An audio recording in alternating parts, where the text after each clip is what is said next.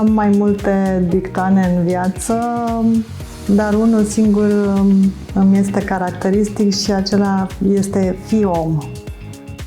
Este mare lucru să fii om.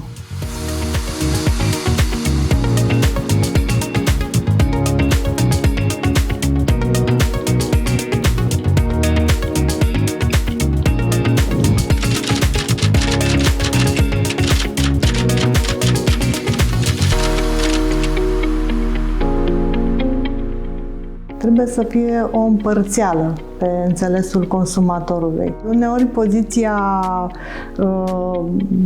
stagnantă poate să fie din partea băncii, alteori consumatorul este cel care nu se mișcă din poziția lui de a vrea o anumită sumă de bani.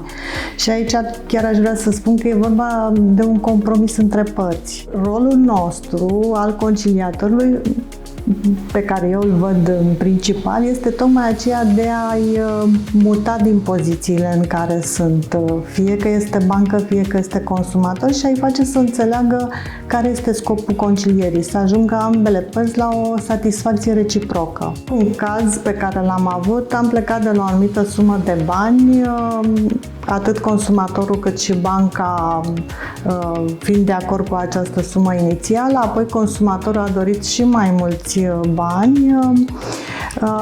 S-a negociat, în principal eu am încercat să obțin mai mult din această negociere și într-adevăr am obținut dublul sumei.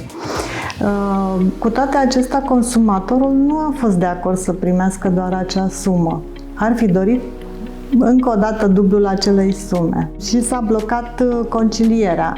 Pot fi situații în care, din contră, comerciantul, banca care a ofertat consumatorului și acum un an și acum 2 ani același lucru, să nu îi schimbe poziția în ceea ce privește oferta pe care a făcut-o.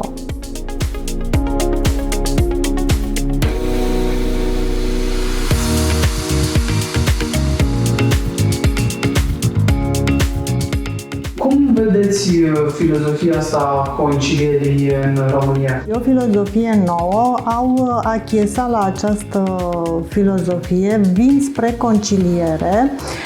Ceea ce aș mai spune, totuși să nu vină cu așteptări doar din partea celelalte părți, pentru că aici e vorba de echitate, de egalitate și nu se poate obține doar de către o parte un beneficiu.